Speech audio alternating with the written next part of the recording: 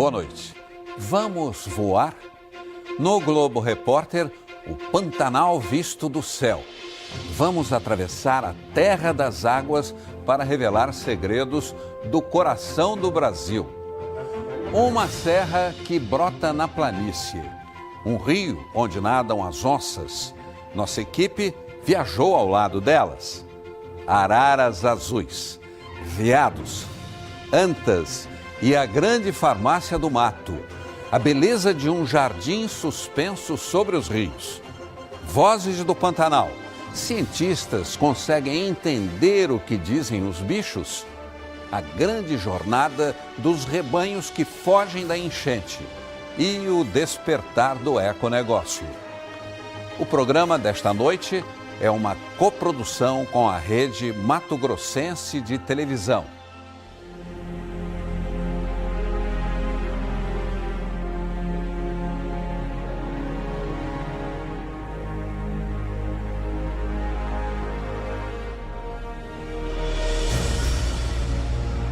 Na imensidão verde, o primeiro desafio é a viagem.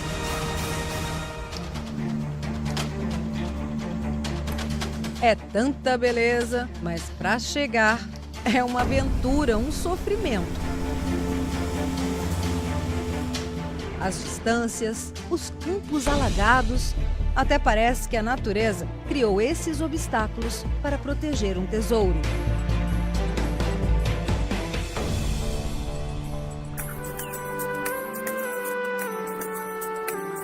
Quanto mais a gente avança, maior é o encantamento. Até na árvore morta tem vida, araras azuis. Elas passam horas comendo os cocos de acuri. Os veados nem se importam, continuam ali, pastando. Mais arisco, o lobinho encara e foge. E a anta se esconde no mato.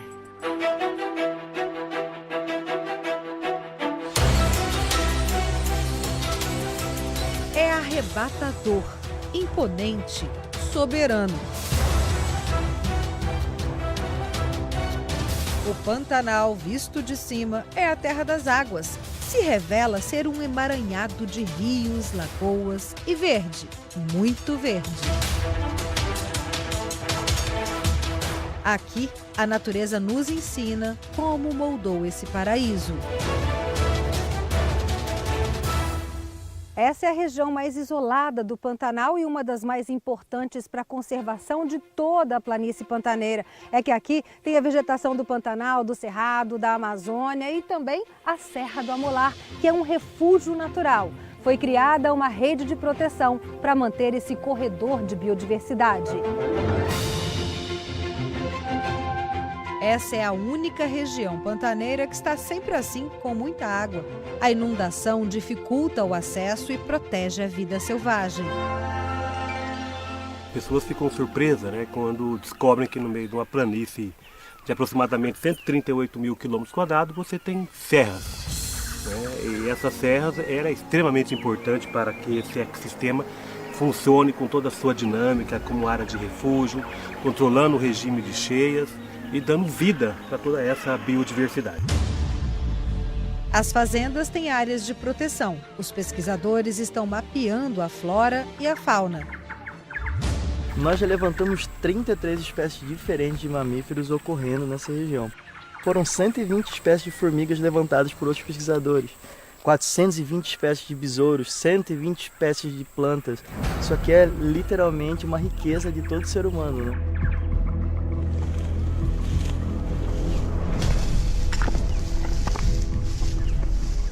Chegando. Ah, cheguei. Tem umas formigas gigantes ali. São formigas carnívoras que têm uma toxina e a picada é bem dolorida. No passado, as imensas lagoas de água doce confundiram os primeiros aventureiros europeus. Eles achavam que aqui era um mar, o Mar de Charaés. Hoje, sabemos que esse é o caminho para o Parque Nacional do Pantanal. Isolado, o acesso até o parque é por avião ou pelas águas. nós partimos de Porto Jofre e seguimos de barco pelo rio Cuiabá. O Morro do Caracará chama a atenção dos pesquisadores não só pela riqueza da biodiversidade, mas também pelos mistérios que guarda. Este foi um dos locais escolhidos pelos povos antigos para deixar suas marcas.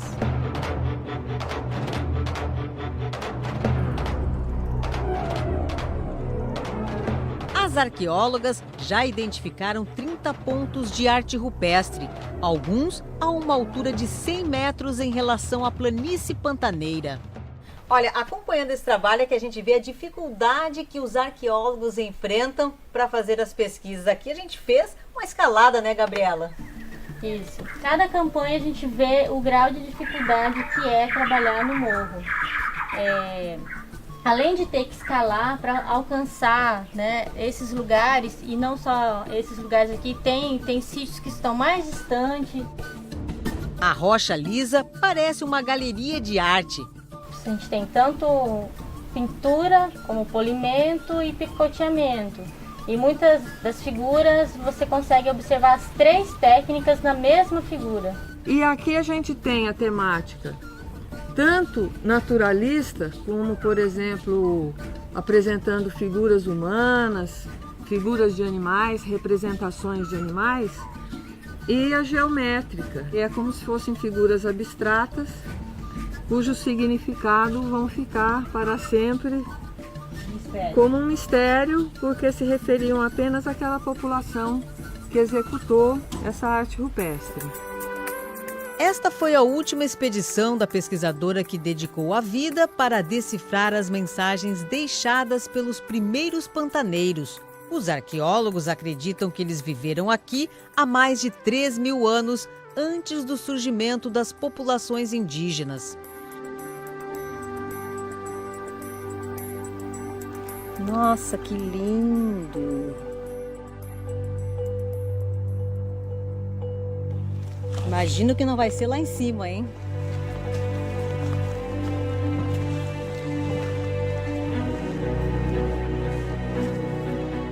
Aqui de cima dá para se ter uma noção melhor do tamanho do Parque Nacional do Pantanal. São 136 mil hectares preservados. É uma área que é muito procurada para a atividade de pesca, tanto a pesca esportiva quanto a pesca profissional. Então, um dos desafios é manter o parque sem a atividade da pesca ilegal. A pesquisa científica ela é muito importante, então o parque também apoia a realização dessas pesquisas científicas para a gente ter um conhecimento da biodiversidade que está sendo protegida dentro do Parque Nacional. Um lugar de encontros raros. A onça passou nadando pertinho do nosso barco. A fêmea do cafezinho botou os ovos numa vitória régia. Seguimos o caminho das águas e encontramos um oásis às margens do rio Paraguai. O que a anta come? Alguém sabe me dizer o que a anta come? Ela está espalhando sementes para repovoar tudo isso aqui, todas essas vegetais que existem aqui. A riqueza natural é assunto das aulas. Compartilhar conhecimento para despertar nas crianças o orgulho de ter nascido aqui. Isso aqui é lindo. A primeira vez que eu vi essa serra, assim, eu fiquei completamente tonta com essa beleza e pensar que isso... Não sabia que existia, não sabia, que tinha essa coisa tão linda na fronteira com o Brasil. O encantamento fez Tereza comprar terras na região. Ela buscou parceria com os amigos e construiu essa escola para atender as crianças ribeirinhas que não tinham onde estudar. Aqui na Escola Jatobazinho, a capacidade é para 60 alunos que estudam do 1º ao 5º ano.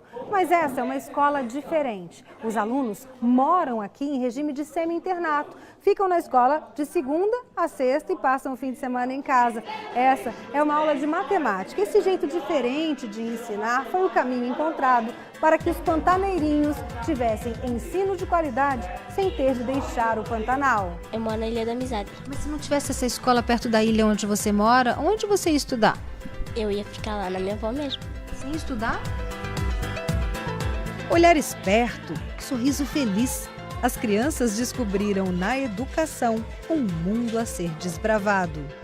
essa escola é para mim, ela é muito especial para mim, que ela me ensinou várias coisas, brincadeiras, ler, escrever, e eu quero sempre estudar aqui. Eu quero ver isso conservado, é isso que eu quero. E quero ver essas crianças realizando os sonhos delas, porque elas têm muitos sonhos, né? O horizonte aqui é maravilhoso, mas ele é restrito para os desejos delas, né?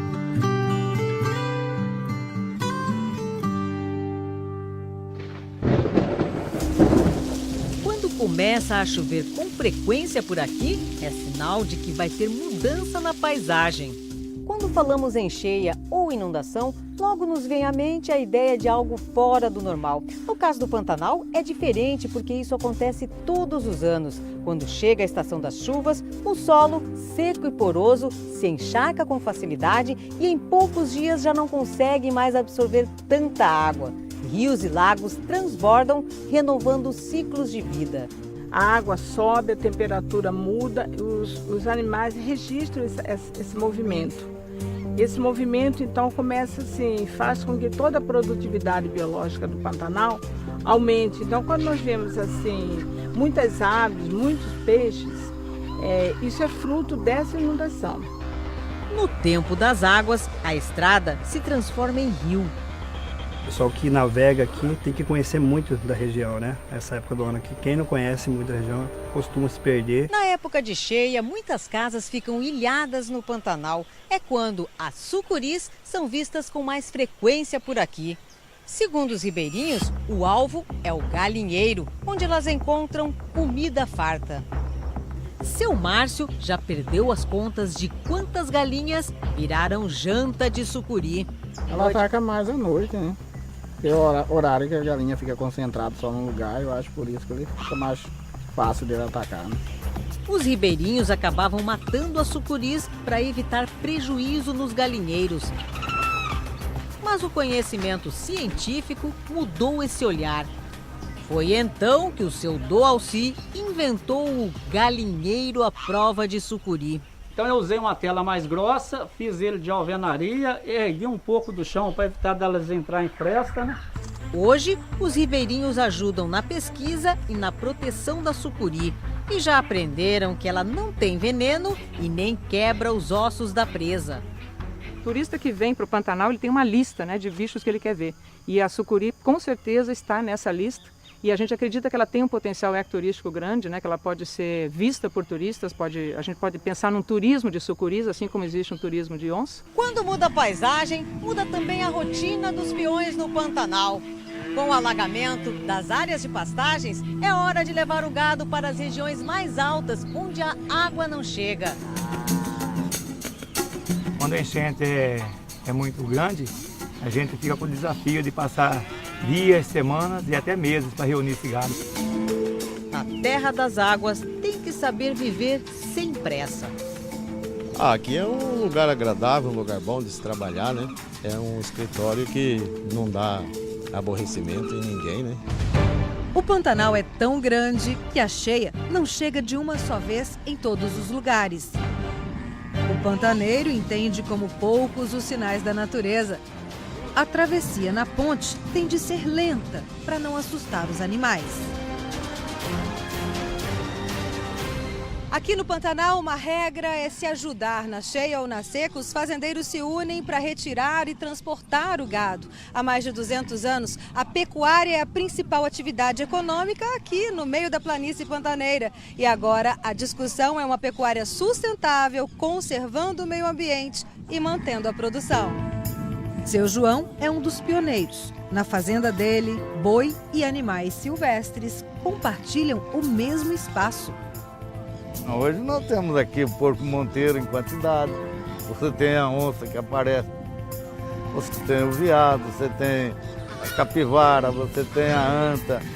Eles pensam em criar um selo de carne produzida em uma região conservada, sem uso de agrotóxicos e respeitando a natureza e as pessoas que vivem aqui. Esses fazendeiros são os que abrem as porteiras para a ciência. É o princípio do econegócio. Valorizar os produtos cuja produção ajuda a conservar o Pantanal.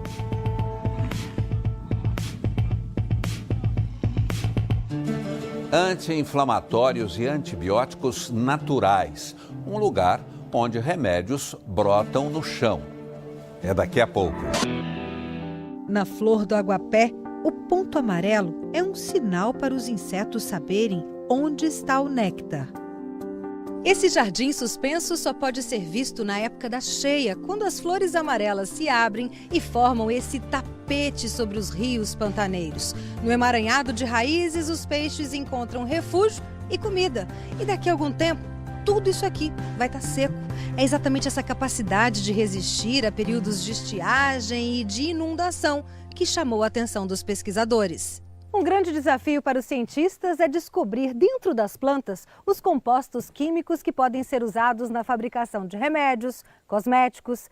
Aqui na Universidade Federal de Mato Grosso do Sul, esse grupo de biólogos e farmacêuticos trabalha assim, se embrenhando no mato, no meio do Pantanal. Eles caçam tesouros naturais. Aqui no Pantanal já foram identificadas 2.000 plantas, mas esse número pode ser muito maior, pelo menos 8.000.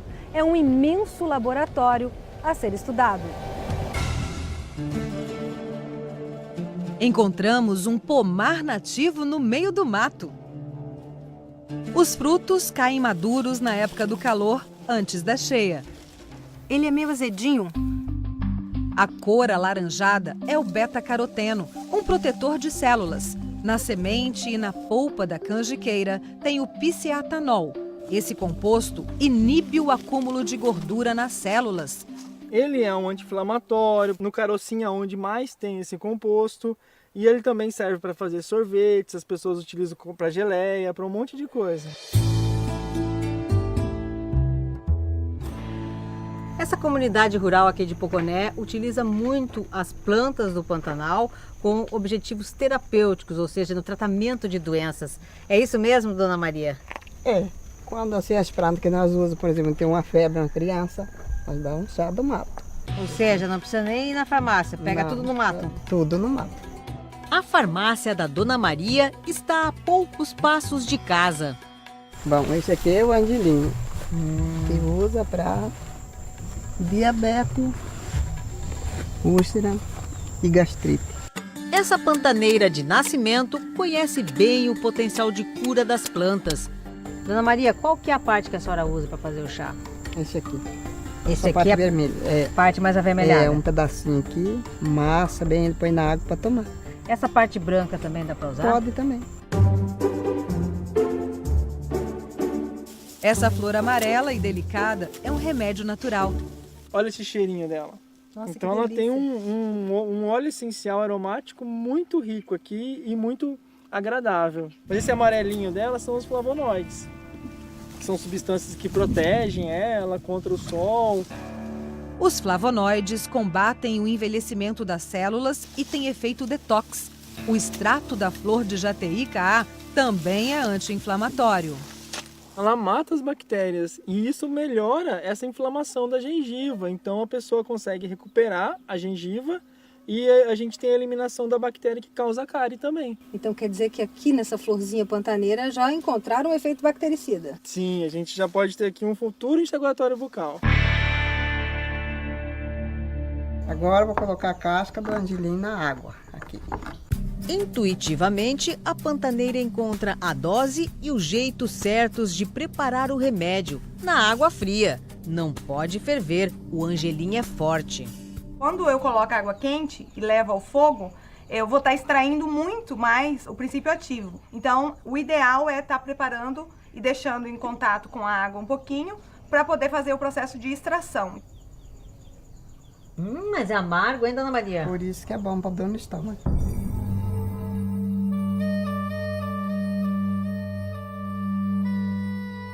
Essas árvores são resistentes ao frio, ao calor, têm raízes profundas que buscam água subterrânea na época da seca. O tronco é revestido por uma casca grossa. Por isso o ipê é um mestre da sobrevivência. Essa espécie aqui só nasce no Cerrado, no Pantanal, é conhecida por para-tudo. E nesse ipê pantaneiro, os pesquisadores encontraram uma substância que é um santo remédio para tratar picada de cobra. Eles maceram essa casca né?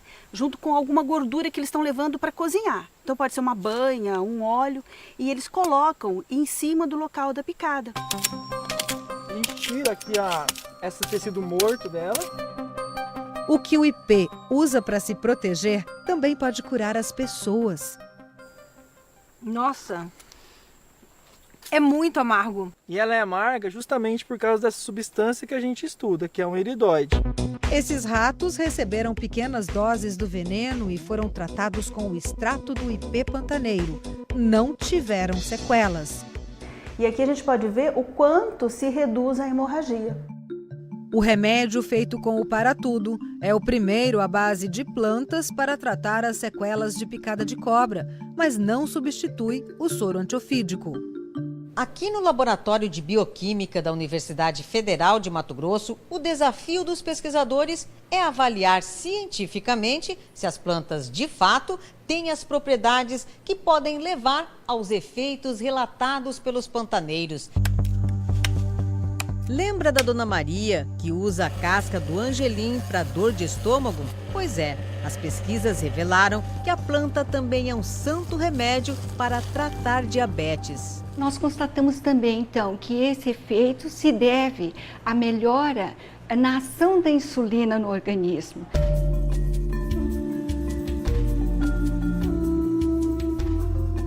Olhando de cima, até parece que a rocha derreteu e se espalhou na vegetação.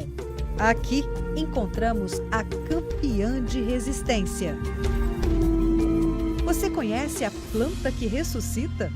É a selaginela. Que não é solo, é pedra e ela nasce aqui. No calor escaldante, a selaginela fica esturricada. Ao jogar um pouco de água... Você viu aqui onde a gente molhou? Olha como ela tá diferente, olha como ela tava. Seca. E agora 1 hora, olha como ela já tá toda... Vou tirar um pouquinho aqui para você ver. Nossa. Olha como ela já tá toda verdinha. Essa defesa da planta é a grande descoberta. São cristais de açúcar, uma reserva estratégica para dar resistência à selaginela. Aqui a gente vê a planta com os pontinhos brancos e quando coloca uma luz ultravioleta, olhem só a mudança. Tudo que está roxo aqui é um composto químico que estimula o sistema imunológico. Ele passa, então, a fazer com que o organismo reaja e enxergue aquilo para poder reagir, combater e eliminar aquele parasita. A selaginela pode ser usada no tratamento de leishmaniose visceral. Os testes já comprovaram a eficácia dessa plantinha pantaneira. Na biodiversidade, pode estar a cura para muitas doenças. Eu tenho 67 anos, fui no médico 3 vezes, eu tenho 6 filhos. Assim, tudo criado no chá. Sinto uma dorzinha, um chá. Qualquer coisa, corre para a farmácia do mato. Farmácia do mato, é um chá.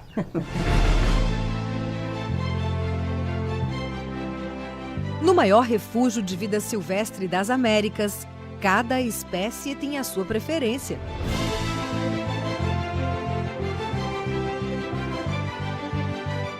Os campos mais secos são endereço de tamanduá.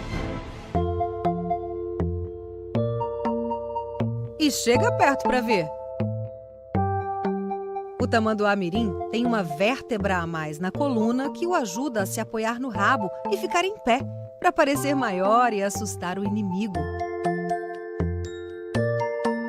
Essa bravura passa logo e ele se esconde na árvore mais próxima. Ao amanhecer, os pesquisadores saem em busca do maior de todos os tamanduás. O bandeira é um gigante solitário, um bicho que só existe na América Latina, diferente de tudo.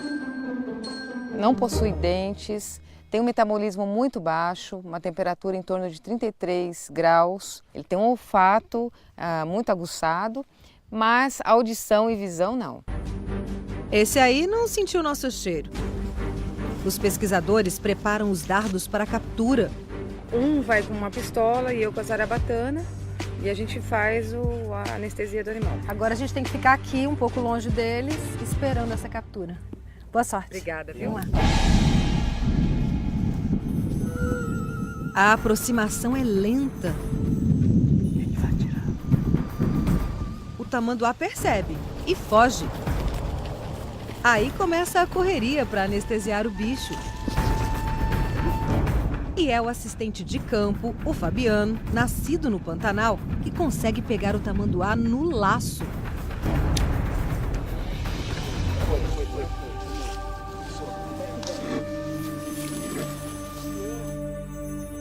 O efeito da anestesia é de 40 minutos. A língua é coberta e umedecida. Os olhos são protegidos para não ressecar. E olha o tamanho dessas unhas. Os exames são feitos no campo. Amostras de pelo e de sangue ajudam a saber se algumas doenças que afetam o gado e animais domésticos podem pôr em risco os tamanduás. Vendo o tamanduá-bandeira assim, quietinho, deitado, a gente pode observar os detalhes desse animal. Esse pelo grosso aqui, toda essa cor. E a impressão é de que é um fóssil vivo, assim, um dinossauro. Há quanto tempo existe essa espécie? Ele tem aqui a estimativa de 13 milhões de anos. Existem 4 espécies de tamanduás no mundo. 3 são encontradas no Brasil. Os estudos indicaram que os mais antigos surgiram no Cerrado e depois se espalharam por outras regiões do país. Mas com a perda de habitat, os tamanduás-bandeira já desapareceram do Rio Grande do Sul e Santa Catarina. Comprimento de cabeça 40,5. A cauda é maior que o corpo e ajuda a manter o equilíbrio quando ele corre pelos campos. Só com câmeras para conhecer melhor os hábitos desse bicho. Com as fotos a gente consegue saber quantos animais andam nessa área, né? Quantas fêmeas, quantos machos, isso a gente identifica pelo padrão de pelagem. Ele passa o dia procurando comida e só come cupins e formigas. Não mastiga. A língua tem 1 metro e a saliva parece cola para capturar o máximo de alimento. Ele tem um pezinho que parece o pezinho de uma criança, ó. Tanto é que aqui no Pantanal tem uma lenda, principalmente no Pantanal Norte, que falam que tem criança andando à noite. Na verdade é o tamanduá. Esse bicho sofre por causa de crendices populares. Viu um tamanduá-bandeira? Era azar. Era azar. E aí tinha gente que acabava matando o animal, né? E não é nada disso, né? É um bicho maravilhoso. A fama de azarado quase levou o tamanduá à extinção. Fabiano mudou o jeito de pensar depois de virar assistente de campo dos pesquisadores. Você protege? Eu protejo. Não deixa ninguém da carreira em tamanduá? Não deixa não. Outro perigo, as rodovias no Pantanal e no Cerrado. São muitos atropelamentos. No Centro de Reabilitação de Animais Silvestres de Campo Grande, chegou mais um filhote que perdeu a mãe na estrada. Ele ainda toma leite no potinho. Ele acha que a almofadinha é a mãe dele. Olha aqui. Eles ficam em torno de 8 meses, né, grudados no dorso da mãe. E esse aqui é o porto seguro dele. Qualquer ameaçazinha, ele dá uma saidinha, mas se ele se sente ameaçado, ele volta para cá. Hoje, ele vai comer cupim pela primeira vez. A reabilitação é lenta, mas dá resultado. 60% dos filhotes se recuperam e são soltos. Antes disso, recebem um chip para serem monitorados. E no desafio de salvar essa espécie, encontros inesquecíveis. A natureza é incrível aqui e ver este animal, nunca na minha vida eu vi algo assim. Uau! Que emoção, né? É muito emoção. Como se chama o animal? Tamanduá. Tamanduá. Bandeira. Bandeira. Bandeira, como bandeira? Bandeira. Você seria capaz de traduzir a conversa dos animais? Cientistas brasileiros e estrangeiros se juntam para decifrar as vozes do Pantanal. É daqui a pouco. O som da vida. Basta ficar quietinho para ouvir uma orquestra natural. Às vezes é difícil até saber de onde vem o som. O periquito de papo branco se camufla entre as folhas, mas a gritaria não deixa dúvidas. Ele está lá, fala pelos cotovelos. Assunto é o que não falta entre as aves. As árvores são dormitórios. Antes de se acomodar, os tapirufus e as garças fazem muita algazarra. Os quero-queros dão o alerta quando alguém se aproxima. Algumas aves emitem mais de 120 tipos de sons que podem indicar medo, fome ou acasalamento. Mas tudo isso ainda é um mistério para a ciência. Pesquisadores brasileiros e da Europa se uniram para estudar os sons dos bichos do Pantanal. Neste estudo foram instalados 20 equipamentos como estes em diferentes habitats do Pantanal. Eles têm capacidade para gravar 24 horas por dia, 7 dias por semana, ao longo de um ano sem interrupções. Nenhuma área úmida tem um monitoramento tão preciso como este. O bioma Pantanal é usado por milhares de aves migratórias dos Estados Unidos, do sul da Argentina, da Terra do Fogo. Assim, nós conseguimos registros não só das aves que vivem aqui, mas das que vêm temporariamente para reprodução ou alimentação, como a maioria das aves aquáticas. Esta é a etapa mais complexa e sofisticada da pesquisa. 15 pessoas trabalham simultaneamente aqui em Mato Grosso e nos países parceiros do projeto, Alemanha, Bulgária e Eslovênia, para separar e analisar imagens e sons captados no campo. Eles não têm apenas cantos bonitos, eles têm um complexo repertório de comunicação. A pesquisa com os jacarés revelou que a comunicação entre eles é adaptada ao ambiente. Quando estão acima da água, eles se comunicam como a gente, usam a voz. É uma comunicação bem rápida e direta e todos podem entender. Então, quando ele coloca a cabeça para fora da água para respirar, ele produz 2 sons simultaneamente, o da respiração e o som mecânico da cabeça batendo na superfície da água. Assim, transmite ondas sonoras dentro da água. No grito, os jacarés disputam o poder. Quem fala mais grosso demonstra mais força e marca território. Os pesquisadores também gravaram os sons da conquista, um ritual entre macho e fêmea. Durante a reprodução, os machos usam todos os sinais possíveis: voz, batimento da cabeça na água e movimento das patas dianteiras, produzindo as ondas sonoras e infrassom. É o cenário que provoca a dança das águas.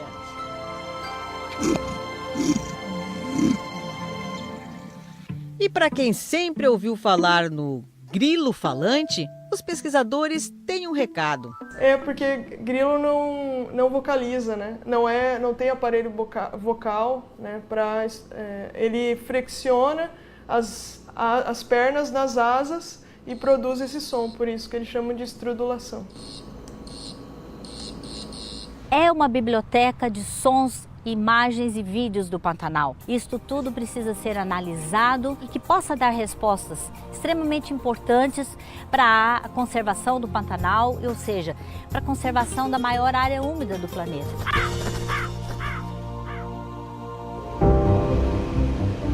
No Rio Negro, os pesquisadores já descobriram o que as ariranhas falam. Mãe, é tudo igual, grita apreensiva chamando o filhote.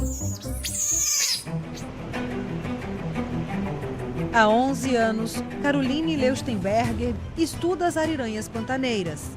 Quando percebem que tem gente por perto, emitem o bufo, um sinal de alerta. Até então a gente conhecia 9, hoje a gente já reconhece 15 tipos sonoros diferentes e elas utilizam esses tipos sonoros em combinações, o que aumenta ainda mais a complexidade do sistema de vocalização da espécie. Esse chorinho aí é para espantar a colega que quer roubar o almoço. E quando aparecem os intrusos, tem briga no rio. O Pantanal é um dos principais refúgios de ariranha no Brasil. A estimativa é que aqui existam mais de 4.000 ariranhas espalhadas pelos rios. Essa espécie passa 60% do seu tempo dentro d'água pescando, tem um metabolismo acelerado, precisa de muito peixe e também é bem inteligente. É uma das primeiras a perceber alterações no meio ambiente e fogem para lugares mais conservados. Por isso, ela é uma espécie indicadora de qualidade ambiental. Alguns grupos se refugiam nas baías, essas lagoas aí nos campos alagados com fartura de peixe. Elas se esbaldam com a lufada de lambaris. A pesquisadora conseguiu instalar câmeras dentro de uma toca e viu como os filhotes eram tratados. As locas, em geral, elas têm vários salões. Em especial essa que a gente conseguiu monitorar, ela tinha então um salão mais profundo onde os filhotes estavam alojados. Isso impedia que eles saíssem da loca, né, que ficassem mais expostos. Por causa da caça e da perda de habitat, essa espécie que vivia em toda a América do Sul está ameaçada de extinção. Restam poucos lugares no Brasil onde as ariranhas podem ser vistas assim. Nem tudo é beleza no Pantanal. O que ameaça o maior refúgio selvagem das Américas? E um peixe jardineiro. É daqui a pouco. Essas rochas têm mais de 1 bilhão de anos. E quando a gente chega aqui no topo do Pantanal, dá para entender como tudo isso se formou. A serra, ali atrás, é uma barragem natural que segura a enchente e, por isso, a planície vai inundando aos poucos. A água vem da parte alta. Todos os rios pantaneiros nascem no Planalto, longe da área que alaga. E é lá que estão as ameaças. A borda em volta do Pantanal tem 217 mil quilômetros quadrados. Quando a vegetação nativa é retirada, a terra fica frágil. A chuva leva a areia para o leito dos rios que vão entupindo a planície. E no Pantanal houve um avanço também grande de desmatamento, principalmente nas bordas do Pantanal. Então são duas frentes de impacto que a gente vê acontecer. A ocupação do Planalto e com a maior entrada de sedimentos e o próprio uso da terra dentro da planície, né? O desmatamento para a plantação de pastagens nativas.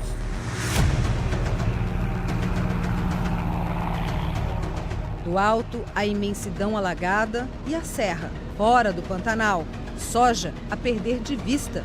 Esses pequenos alagados aí são as nascentes que formam o Rio Paraguai. Tem suinocultura, antigas crateras de garimpo, vegetação nativa que se resume a uma pequena faixa no meio da lavoura. Metade da vegetação da bacia do Alto Paraguai já foi devastada. O encontro das águas aqui não é um espetáculo de beleza, é um desequilíbrio. A água barrenta do rio Sepotuba traz muita terra do Planalto e joga tudo no Rio Paraguai. O professor Aguinaldo Silva, da Universidade Federal de Mato Grosso do Sul, acompanha há uma década a mudança na paisagem. Ele coleta amostras, mede a quantidade de areia e terra na água. Com o aumento da produção de sedimento, começa a chegar a água em mais sedimento. E a tendência é essa área entulhar, encher de sedimento e essa água buscar fluir para o Novo Zumbi. Os rios pantaneiros mudam de curso, mas o que deveria levar séculos está acontecendo em poucos anos. A gente pode ver os antigos leitos, novas ilhas e lagoas que se formam por causa dessa mudança. Olha o encontro dos rios Vermelho e Miranda. A barreira de sacos é para segurar a correnteza que está arrancando a terra e ameaça a casa. Para os pesquisadores, é assim que o Pantanal pede socorro. Com o frescor do amanhecer, saímos para pescar. Mas esta é uma pescaria diferente. Vamos conhecer os peixes jardineiros.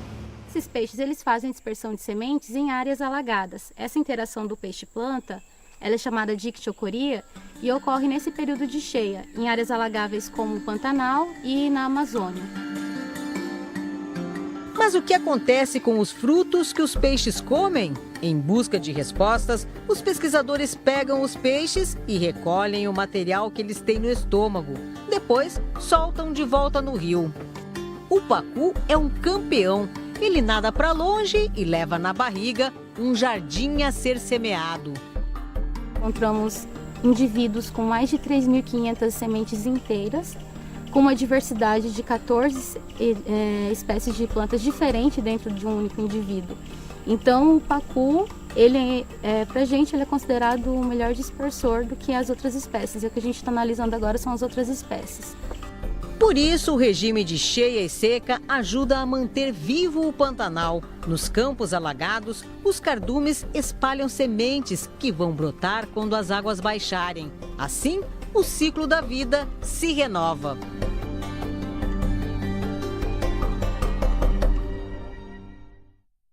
Se você quiser rever o Globo Repórter de hoje, acesse o Globoplay. Fique agora com a série Máquina Mortífera, baseada no sucesso dos cinemas. Uma boa noite e até a próxima sexta.